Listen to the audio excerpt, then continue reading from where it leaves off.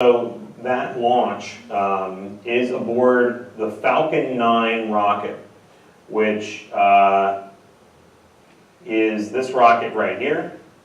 And interesting, I find it funny almost that they have a website and they have like this thing, like, almost like you could buy it. Like I'm looking for the shopping cart. Like can I buy it? I just find it interesting the way they decided to lay this out. So yeah, I can't afford that, but it's cool to imagine.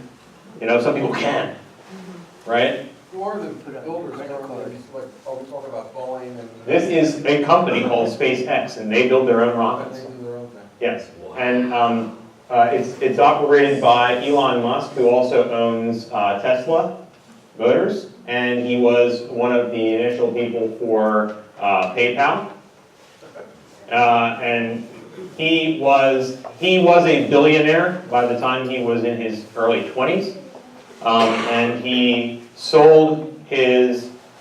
He actually took all the money from selling PayPal and he reinvested it, and was literally almost living on the streets. He was living in other people's houses, even though he had millions and millions of dollars, because he took all of his money and he just kind of took it and put it back out to make new businesses. Wow. One of which was Tesla. The other one was, obviously one of them is SpaceX. And his goal is to die on Mars. So he is very motivated. He wants to live the end of his life on Mars. And he wants us to establish a Mars base. And he's got these enormous plans, and that's not going to cost you as a taxpayer anything, because he wants to do it via his company. And that's why NASA's interested in his company as well as a bunch of others. This stepping stone we're taking by giving away low Earth orbit to companies like SpaceX is in preparation for them doing some other things. The Falcon Heavy is a heavy lift rocket to take satellites into Earth orbit as well. And Musk's plan is someday to make a rocket similar to that SLS we saw to get to Mars. He's just going to keep scaling this kind of technology up. So we've got the Falcon 9 currently under operation, the Falcon Heavy, which is currently in research and development, and this one is planned to be the world's most powerful rocket. Yes. Aren't they currently using Russian engines though? We are currently using the Russian rockets and the Soyuz capsule. SpaceX. No. Someone's using Russians. I think what you might remember is that when SpaceX was getting started, Elon Musk was trying to figure out, well, how am I going to do this? And he started literally shopping around. And he was talking to the Russians, and he was trying to pick up their old ICBMs, the same missiles that were once pointed at us. He was trying to buy them to put people into space. And he determined that the technology was not worth it, and decided, the heck with it, I'm going to make my own. Someone's buying rocket engines from the Russians. They're ready to develop their own now. But I don't know if it's SpaceX or... Well, just last week, the Russians decided that they got basically rid of their NASA and went with a commercial crew way of doing it, and that may be what you heard of. That was just like on the New Year, right around the New Year, they canned their version of NASA completely. It's just the engines, not the actual rocket. In October, I'm not sure. in October of 2014, a rocket blew up at Wallops Island and destroyed a launch pad, and it had Russian engines. Okay. And I mean, of course. I don't think it was SpaceX. What's the other company? I'm not sure which other companies it would be, because I know Virgin Galactic is one of them. Blue Origin is another I one. think it was Virgin Galactic. Wouldn't surprise me if it were them. It was the last week of October in 2014. So both, I wouldn't be so excited about this except for the fact that just very recently, let's see if it's under their updates page now. It used to be on their main page. Just a few days ago, they landed one of these rockets vertically. Can't believe they don't have it easily found. Oh, there it was.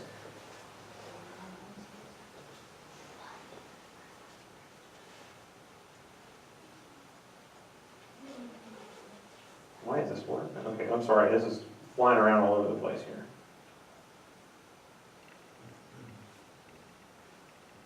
And this is the Falcon 9 video, but I can't believe they are not going to show their best to date video here.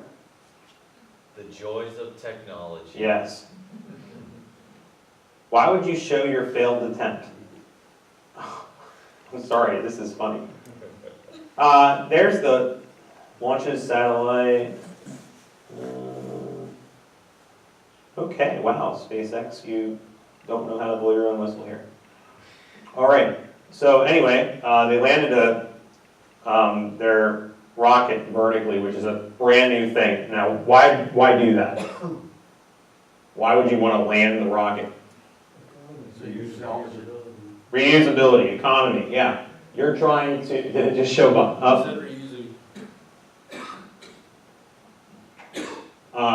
So these look like the tests, but basically this rocket landed itself.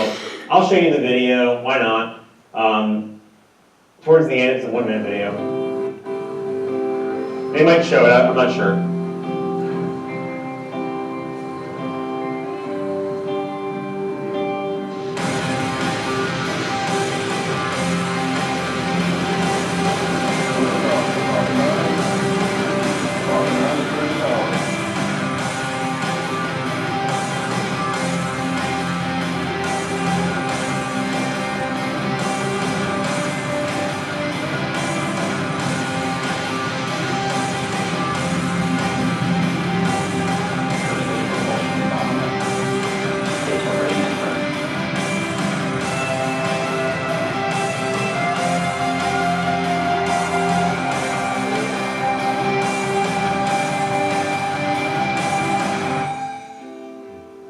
Okay, that's unfortunate.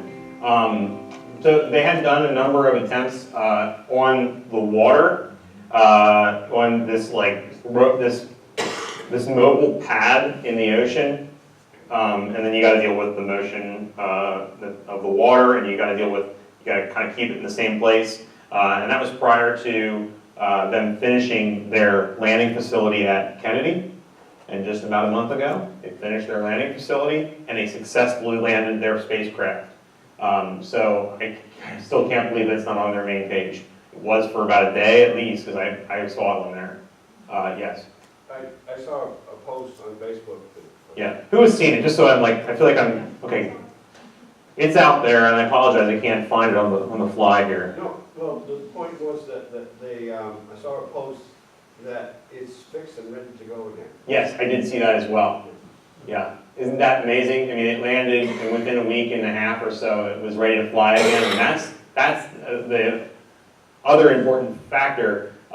We want to be able to reproduce the launch as soon as possible and just keep reusing these things. And that will bring the price down in rocketry by about tenfold initially. So that's a big deal. But over the course of many years of doing this, they think it could be up to 100-fold reduction in cost. Now, 100-fold reduction in cost would be similar to what happened when the government in the early 1900s gave away the technology and right to be in the air of the Air Force. At that time was just, I guess, part of the Army, I guess, at that point. But they took government control out of the skies and said commercial spacecraft, or I'm sorry, commercial planes are now allowed to fly in the sky. Hence our commercial airlines of today. The same idea is here, that you give it to the industry, they reduce the costs, and it could be, I'm hoping in my lifetime that I can pay for a ticket to get on a rocket and fly into space. It's probably going to be a stretch, but who knows? I mean, I talked to my wife's great-grandmother, still alive, in her late 90s, and I asked her one day, what have you seen? And she said, I grew up in a horse and carriage. Who knows? So I'm hopeful that we have a similar change in this technology and that one day I get to ride on a rocket. At a decent cost. I'm talking the price of the plane ticket today, today. that'd be awesome. And it's possible if we can get these to be reusable. I'm trying to visualize how you get a tall cylinder that's shooting forward like an arrow to turn itself around so that it can lower itself gently. When it's exhausted. I know that this, I hate to keep just showing videos, it was not my game plan tonight, but they do show that technique in this video. Would you like to see it? Sure. So this is the Hemi.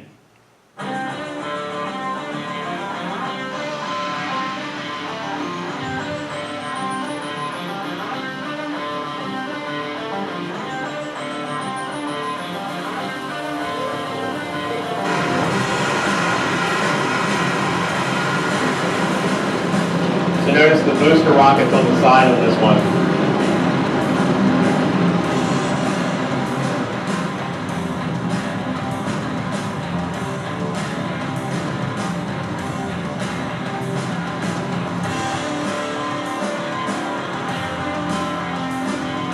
So it'll like flip over here. See it flip? And then they hit their engines again for re-entry.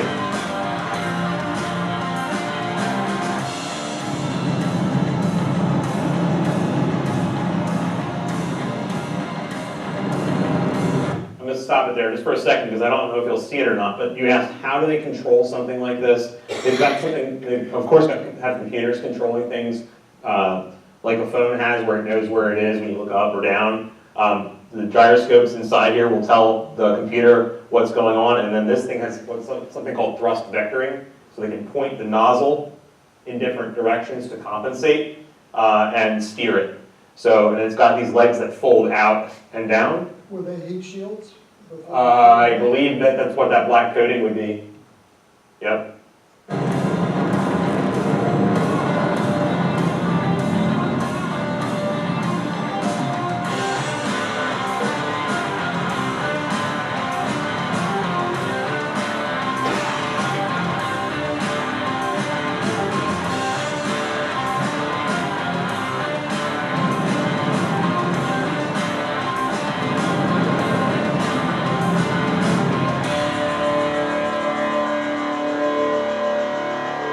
So that's essentially what they did just a little over a week ago, is they actually successfully landed it. Of course, Dave, as a musician and composer, I'm laughing because of course they're going to use hard rock to underscore the event. But they're not really the first stages aren't really going that high enough to warrant full-on heat shielding, are they? These are going into true space. Oh, so they are. The Blue Origin spacecraft was suborbital and significantly smaller. These are true rockets. I mean, that heavy lift rocket, if they wanted to, it could leave Earth orbit. It could travel, that's the game plan, long term. That could be SpaceX's version of the SLS, right, that can take you to Mars. That's the game plan. That's what I'm showing it for, yeah. Is that this is the commercial version of, we're behind what NASA's doing in terms of their commercial capability, but we're not that far behind. And in fact, that landing you just saw, nobody's ever done that before. NASA, the Russians, the Chinese, nobody's ever done it before. So in some ways, this Kickstarter company in the last less than 10 years has gone from zero and thinking about possibly buying Russian rockets to, wow, they stink, let's make our own new ones with 21st century technology, and a guy who knows computers and engineering at the helm. That's his background. He's a computer programming and engineer guy. He's hands-on helping to make these things. That's amazing to me, that within less than 10 years, somebody can take from nothing, with the money, of course, to do it, to what he's now passing governments that have been doing it for 50, 60 years. All right, let me just quickly look through here to make sure I'm not missing anything too important here. We've got about 12 minutes, 15 minutes of time left for the library. Again.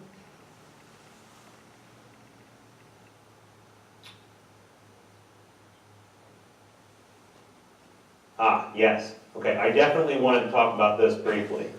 So as you can see, I've gotten some extra links in here. I'm not going to get to those tonight, but I thought they were kind of neat to show you. As I said before, there's a YouTube video channel. The Mars Curiosity rover is a very important rover right now. Mars 2020 rover, it's the same rover. And when NASA makes one spacecraft or lander or a rover, they actually make two, always. And the reason for that is if something breaks on Mars or in space, they want an actual copy that they can work on hands-on in the lab. So that when Mars Curiosity rover breaks down and they go, okay, well, how do we fix it? They can go to the actual completely working model in their lab and say, okay, well, how do we troubleshoot this thing? That is pretty neat that now, because this was successful. They're currently using the this Mars 2020 rover as the lab version, the floor model, if you will. And once they're done with this one in 2020, they're going to launch the floor model. Doesn't cost them anything. They already made it. It costs them the price to launch the thing. They don't have a lab version, and if it breaks, it breaks. But they might as well try to get a whole other mission out of it. And so they do. And in fact, if you look back in history a little bit, the Mars polar lander, we tried to land the thing, we crashed it into the atmosphere and it burnt up. And the Mars Phoenix lander was the floor model. It actually did some really good science. It's one of the first missions we found water on Mars. So it's pretty neat that we'll be able to see that happen too. Two links that I'm going to highlight yet. First one I'm going to go to, second one I'm not.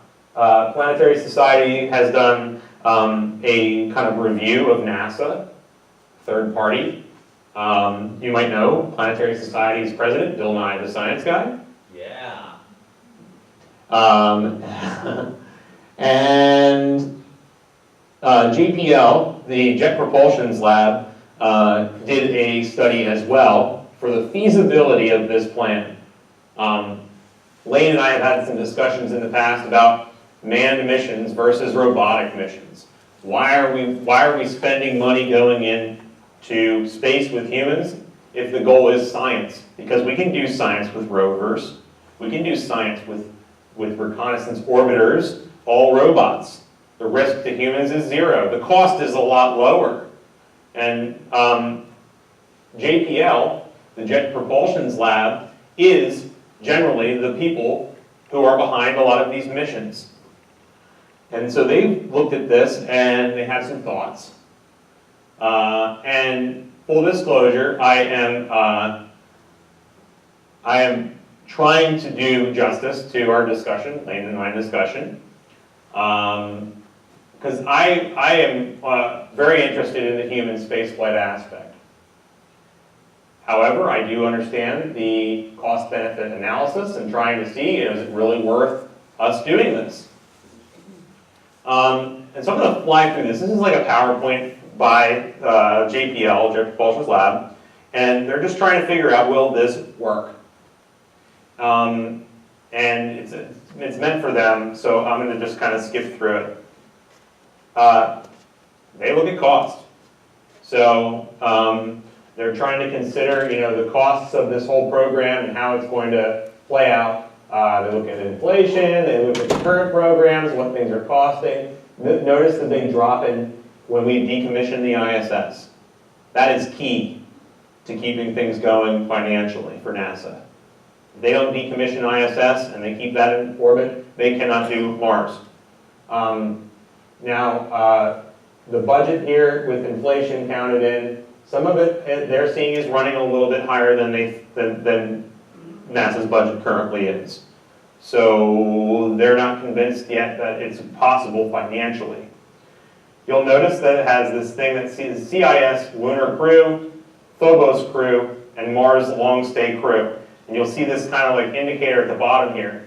So they're saying if we start off by doing some stuff in moon orbit, that's this green line. These two are the Phobos crew, which we're going to talk about in just a second, and then this is the Mars long stay crew. And you'll notice the cost of the Mars crew is way more than everything else. Mars is not cheap. The moon missions weren't cheap, right? This is Mars. This is a way bigger deal. So they're proposing an alternative plan from NASA's. And I like it. I like it a lot. How do you stay affordable?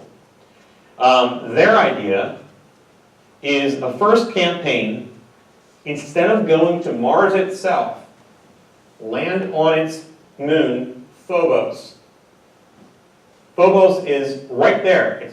Mars is a few miles below. But the important part to consider, and why it's so less expensive than Mars is the fact that it takes a lot of energy to get back off of Mars. Phobos is a very small world.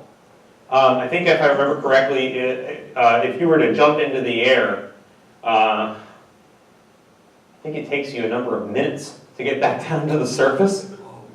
It's got very little gravity. So for us to land on Phobos, you would not have to have very much energy to get back off. The rockets would not have to be very powerful. But the benefit of being on Phobos would be that you're in Mars orbit. Right now, when we send our spacecraft to Mars, our robots to Mars, there's a person on Earth who sends a signal to that spacecraft, the Curiosity rover, for instance. It takes like 26 minutes, I think it is, on average, to get to Mars.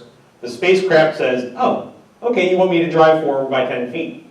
It drives forward by 10 feet. And we've done some things with computer learning. It's autonomous to some level, where it can decide things on its own. But we still have to have people here on Earth sending signals to the rover, and then that rover has to send the signals back and say, okay, I made it. Now what do you want me to do? That's a 45, 50-minute long procedure. Well, that's a problem. You can't get much science done, as much as you could get done, if you're waiting that 50 minutes every time you try to do a command. Imagine every time you hit the keyboard, 50 minutes go by, right? That would be problematic. Yeah. So the idea behind this Phobos landing is now we can control our robots on the surface from Phobos. The time lag would be very, very little. It's pretty much real time. We can use those robots to build our habitat for the humans that are going to come later. Right? And they've got a number of robots that actually even look like humans that they're planning on using to do this. You'll notice then a second campaign that's shorter, a 24-day stay, almost a month. And then a third campaign, a 1-year stay, and later, eventually, the game plan would be to build up a infrastructure that was permanent. And so basically, second and third campaign, what these folks would be doing is their construction crew. They're building a future habitat that will stay there then. That takes time, that takes effort, and if we can do a lot of the early stuff with robots, that saves a lot of this initial cost. So if you look back at our graph, that takes this bubble out of the factor. So the Phobos crew, look how much less it is than NASA's idea. And to be clear, NASA listens a heck of a lot to JPL. The Jet Propulsion Lab is the ones who operate the Curiosity rover. I think their ideas are going to be taken into consideration, and we'll figure this out and keep within a budget. Now notice what happens. So we go from that to that. Much better. Okay? And so from Phobos now, you can look back on Mars. Hey, that's not too bad. I think that'd be pretty neat. Yeah. And to stay within the current budget, inflation adjusted, nobody gets too upset, right? And all of a sudden NASA is doubling their budget, even though they, by the way, NASA gets half a penny of every taxpayer dollar, half a penny. So that's the current budget. So if, we doubled the budget, it would be a cent for every dollar you have for taxes, for all the science that it does, International Space Station included, and everything. How would this Phobos landing affect the overall return window to get everybody back? Or still? It's the same, pretty much. Yeah. Except you've got a much easier escape velocity. Yeah, but we get to learn a lot more before we dive in head first. Question? If they were going to go with the campaign one, would they be planning on getting there sooner than in the 2030s? All of this, as far as I'm aware, is all planned to be around the 2030s. Okay, so even to go to the Mars moon? Correct. Still not, I think that was what JPL was saying. And if you look more into this document at some point on your own, they talk about this like attention span window, right? Like if you really want the public to care about this, you've got to do it in this frame of time where nobody's going to care. Like if we start talking about like 2080, no one's listening. But 2030, hey, that sounds pretty cool. Like I might get to see that. So this is all in that same time frame. For that reason. As weird as that is. Yeah. Does Phobos tumble around as it goes around Mars? No. It doesn't? Phobos is in what's called tidally locked position. Good question. Cool. So, if, let's say we're standing on Phobos right here, looking back at Mars, you will always see Mars at that exact location in the sky. And Mars will rotate beneath you, right? And you'll stay here in orbit, just like our moon. You only see one side of our moon. Yeah. The only people who have ever seen the far side of the moon, and by the way, there's no such thing as the dark side, even though there's a record called Dark Side of the Moon, it's not an actual thing in real world, okay? The far side of the moon, only the astronauts on Apollo have ever seen that, with their own eyes at least. We have seen images of it, but no one else has seen it except for those handful of people that have been to the moon. Kind of crazy to think about. So Phobos always points one direction, yes? Is technology expected to advance until we can actually get a living creature onto Mars? That's what I'm saying, yes. Oh. Well, Yes, that's what I'm saying. My So- question was just answered. So yeah, that's what we're trying to do. So yeah, it's about 8:01. Those of you who are members, Lane and I would like, if you would be willing to stay for a bit, we have our officer vote tonight. Guests, thank you once again for coming. I really appreciate you being here tonight. If you are interested in membership, there's some information in the back on the desk. Thank you again for coming, and I look forward to seeing you in the future.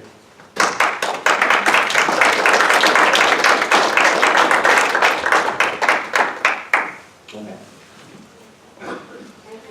Thank you. Yes, thank you.